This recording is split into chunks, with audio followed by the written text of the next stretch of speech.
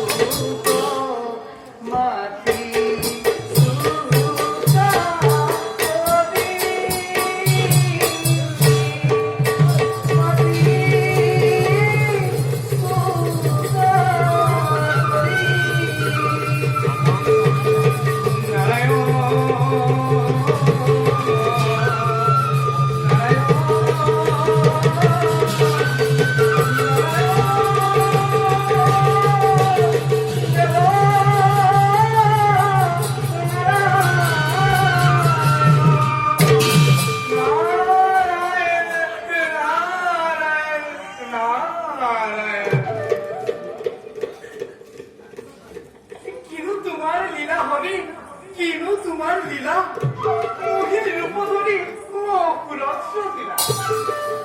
আহা মোৰ ভক্ত নাৰদ, আজি তুমি আহি আমাৰ দুখকেই চাইছিলা। প্ৰভু, যি দেখা হৈছে তাকহে কোৱা হৈছে। দুখৰে ক্ষমাৱন্তজনে নিশ্চয় ক্ষমিব। পিছে প্ৰভু, যি কৰা হ'ল সেয়া জানো উচিত হ'ল? ইয়াত উচিত অনুচিতৰ প্ৰশ্ন নাই নাৰদ, যি যিহতে বিচাৰে আমি তাকেহে দিব।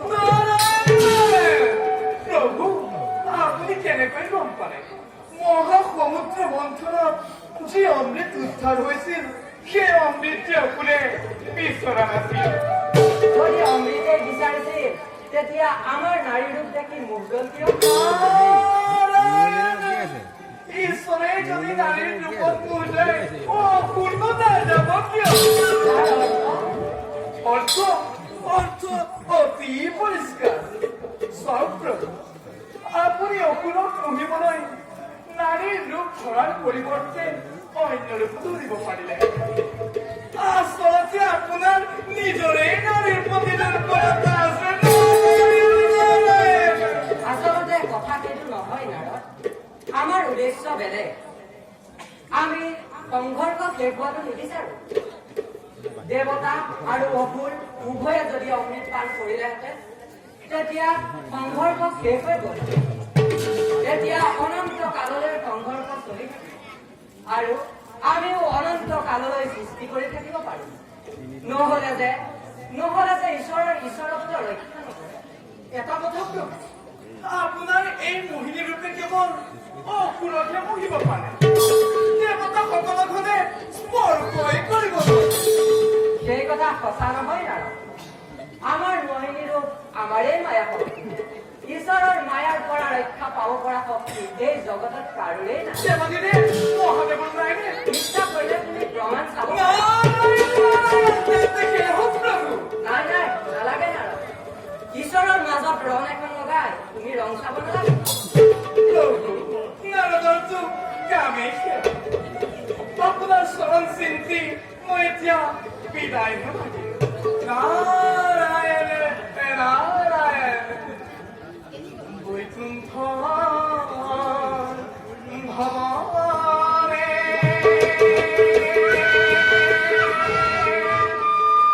দেখিলো